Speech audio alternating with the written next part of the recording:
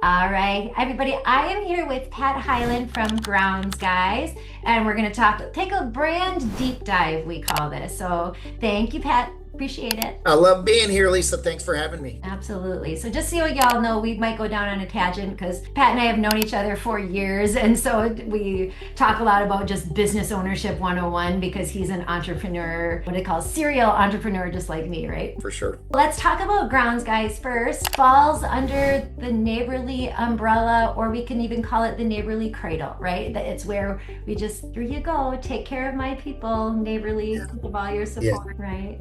It's really nice being a part of Neighborly from that standpoint because when all of our brands are really mature brands except one of our 19 North American brands, not emerging, which means we've got an established proven track record with those brands, and Grounds Guys with almost 260 owners now in North America is just one of them. All right, very good. Talk about what Grounds Guys does. Grounds Guys is North America's largest residential landscape management company.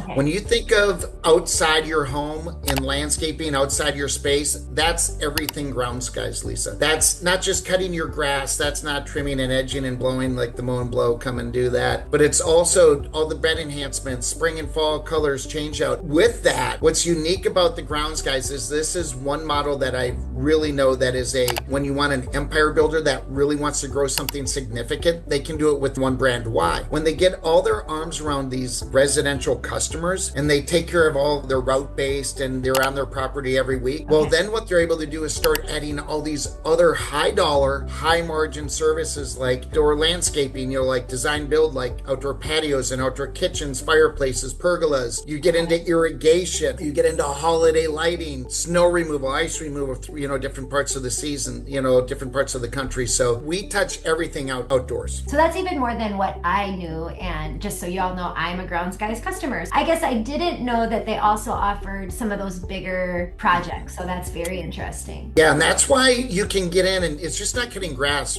You get your arms around a customer, but most landscape companies think time is money. I got to get on that property and off that property as quick as possible because everybody thinks landscaping, it's such a saturated space, right? Mm-hmm. Where in all reality, Lisa, the Grounds Guys takes a completely different approach. When we get on a customer's property, do we have all the systems and protocols and processes to make sure everything was done? But we slow down every time we're on a property. We take a picture when we're done. That gets uploaded into the customer portal to let them know what their property looks like that week. But then we make any recommendations, like if there's 3 dead bushes on the northwest corner of the property or their bushes are over, we make a recommendation and it goes right into their portal. If they want those services done, all they have to do is hit accept and it goes right back into our franchisee system to let them know to send out their enhancement crew to take care of it. Why is that important? Most people are like, man, my grass is cut, but my property doesn't look good. So they're always looking for a new landscape company and they had to leave a check under the mat. They're not there where when the Grounds Guys comes, it educates them on their property. Their property always looks good. When they roll away from the job site, it's ACH debited out of their checking account. They don't have to think about it. So it's just so much, these are frictionless approach to taking care of customers' properties. Wow, that's awesome. Thank you so much. So talk a little bit about the day in the life of the owner. So, the assumption is obviously that they're not the one out cutting the grass because although you say that's not the only thing they do that, right? The owners, we don't want them out on the mower. We want right. But somebody from Grounds Guys can. Yeah. Oh, yes, okay. We do. Absolutely. Yes. Oh, okay. Yeah. And that's when you say, what do they do? Really, that's their number one job, Lisa, because getting customers is not an issue at the Grounds Guys or for many of the neighborhoods. I'm sharing this with you. Everybody thinks it's saturated. It's not. The type of customers that want our services, there's a plethora of them. This is the number one thing we look for. Can they build the team to satisfy the amount of work that's going to come their way? That is the number one thing we look at when we're looking for Grounds Guys owners and what a day in a life looks like is building that org chart, setting up the routes. Yes, getting in front of maybe key customers and building sales teams and all that kind of stuff. Yes, but it's really orchestrating the growth of their organization. All right, very cool. That's awesome. And so talk a little bit, I'm sure there's going to be licensing and certification questions in some states. Like my gut says that's not going to be a huge deal, but is it at all? Well, actually, good question. There's really California and Nevada, the only states that require you to have a license if you're doing over $1,000 project work, right? Okay. Candidly, I'm just going to say this between you and I. over 80% of the people out there don't have that in those states, but they're not enforcing it. But the reality is we want to make sure that we let candidates know that. But the rest of the country, there really isn't anything. That's the beauty of this. It's a low barrier of entry, and that's why being able to go out there and attract those great team members. And we have a grow program as too, Lisa. Remember I talked about recruiting? It takes somebody from their team members from a probation period to a Tech 1, Tech 2, Tech 3, Tech 4 to a team lead. Team lead 1 through 4 to a supervisor. Supervisor 1 through 4 to an ops manager. Why is that important? It shows their team members that there's a growth opportunity within their company. And not everybody wants to be a supervisor or an ops manager, but everyone wants an opportunity to grow. And that's why a lot of people in landscaping, they feel capped in the landscape industry. Yeah, I'm just cutting grass for this lawn care company. Where over here, we have a training portal that on their own time, nights and weekends, we train our franchisees team members to improve their skill set on plant species, turf care, other services they can be providing.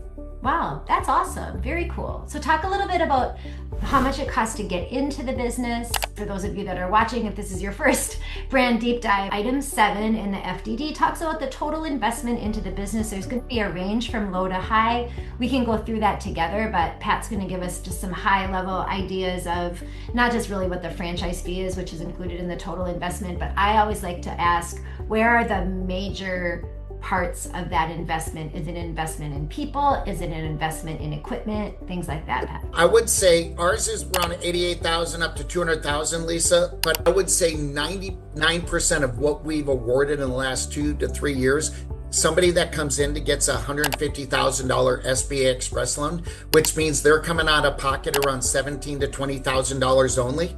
Yeah. And they're getting that SBA Express loan. They're up and running because that's going to cover their franchise fee, their truck, trailer, equipment, because we package that together and finance all that. That leaves them with an extra 30,000+, maybe up to $50,000 of operating capital. That also included their $15,000 to $25,000 in marketing expense that we want them to spend their first year.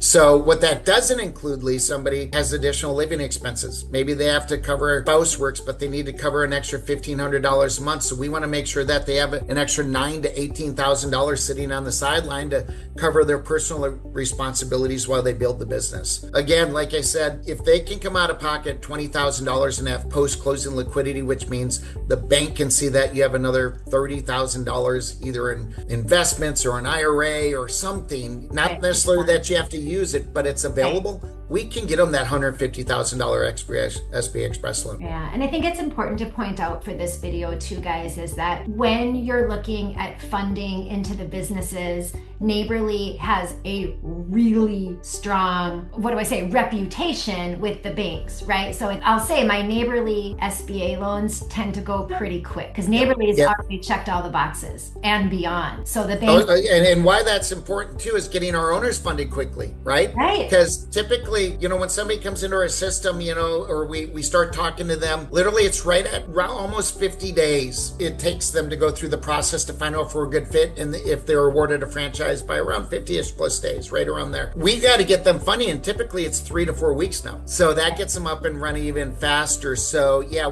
thanks for bringing that up because we really have worked hard at streamlining process to help our owners get off to a fast start. I think this year, Lisa, we're going to look at close to almost 300 SBA Express loans, not counting all the other ways to help owners find funding for their business. Right. So, that really says a lot, as we can do a deep dive just on that, everybody, on the fact the brand matters more than you think it does when you start, especially for speed to funding. So Thank you for that. Talk a little bit about the return, Pat. I know you're probably in between FDDs right now, depending on what you can talk about, but give us an idea of what context is of your item 19. Again, for those of you watching, if this is your first one, item 19 is the portion of that FDD that gives you an understanding, revenues generated within the business. Most important thing to remember is that it's a rear view mirror. It's not a crystal ball. It's not a of future, ooh, look how much money we're going to make. It's a rear view mirror. How much did all the other owners generate in revenue in a system? Anyway, how's grounds guys looking? They making any money over there? Yeah, share with you, we disclose our gross revenues, which is what we have in that. And what's nice about the grounds guys, how we break it out is we have it to where it's from like less than 1 year, okay, just starting, up to 3 years, right? Okay. And then 3 years and 1 day and above, we break it out. So what it shows, Lisa, we've got an average of almost $300,000 just from less than 1 year up to 3 years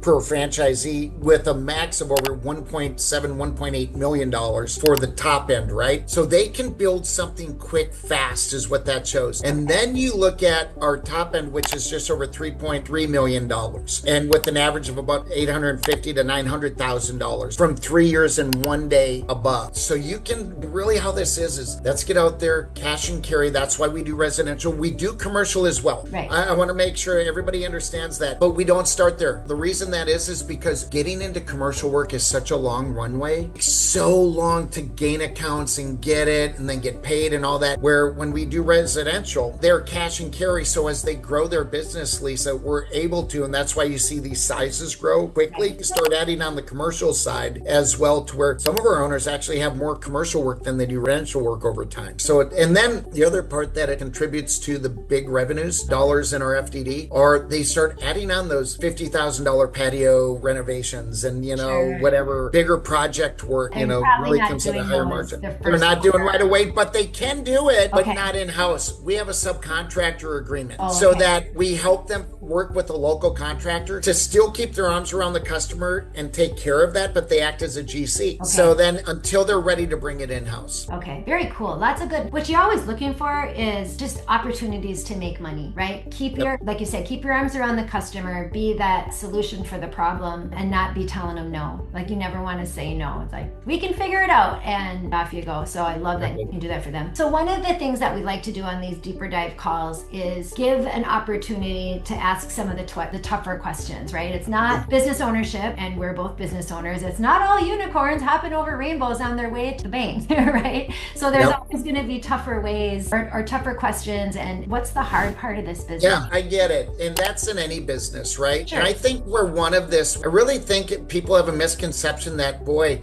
man, I see a landscaper on my road every single day of the week, or, whatever. It must be so competitive, right? And that's it. But that's where we play in our space with all of our neighborly brands. Think about it. It's plumbing, electrical, heating and air, landscaping, maid service companies. Why that is, though, is because, Lisa, it doesn't take much to out-market and out-service the competition today. Most people are the chuck in a truck. They're really not worried about taking that time, like we talked about. Rusty rider coming out on my driveway, like, oh my goodness. Yeah, exactly. Now you have friendly uniformed personnel that are showing up. They're timely. They're giving you feedback. For example, Lisa, our technology is second to none, to where we take a picture of the customer's home, and then we actually will send them updates of, hey, if you want to add another flower bed here, oh, by the way, it's August coming into September, we're going to send you a picture of your house, what it looks like adorned with holiday lighting. And so that we literally have these things to where we differentiate ourselves from all those other landscapers. So I think that's a big one that we run into a lot. The other one I would think when people are out there and they're thinking about landscaping is the amount of money you can make, right? They think cutting grass is so low margin and everything. And the reality, it's about routing and density and efficiency. I think that's another one. And then also why we layer on all the other services. Right. Talk about the seasonality a little bit. I think. Thank you. That's another good one. Lights, and that's important. But I think, I'm sitting here in Appleton, Wisconsin. Right now, that's all I can think about, right? Because it's spring. So I'm like, okay. So that's a really good one, because most people think it's just cutting grass. Where in all reality, during the fall months, we're doing irrigation blowouts. We're doing fall cleanups. We're getting ready for pruning and trimming. And then we go right into snow removal in the northern climates. As a matter of fact, our owners, some of our biggest owners we have are in northern climates. They call it Welko, literally, because we do two types of approaches. We do a paper push and we do annual contracts. Why do we do annual contracts? You get monthly checks coming in the mailbox every single month, snowing or not. Then we also have paper push. So what that does is it offsets for our owners. So it's not a seasonal brand. This is a year-round brand that you're on a customer's property every single week. So, and the other part that comes with that, Lisa, is it allows you to retain your personnel, right? As a matter of fact, during the holiday season, a lot of our owners have team members that love to hunt and do all these other things. So they kind of manage manage who's going to be on call to do the snow or the ice or the holiday light and everything, but Sure. it's a year-round business model. Perfect. And I think the important thing to just bring out in that for those of you watching that video is that it's okay to ask your questions. You might consider it a really tough question or even maybe a, oh, gotcha, right? And it's okay, but please know that these brands have heard this before. It's a question that they're willing to answer for you. If that's your roadblock to getting into the business, for sure, we can ask it early. So I always like to point that out. I love that. You know, it's just people sometimes are like, oh, I don't want to hurt Pat's feelings and say, you know, hey, that seems a little seasonal. Pat, you know, it seems a little seasonal.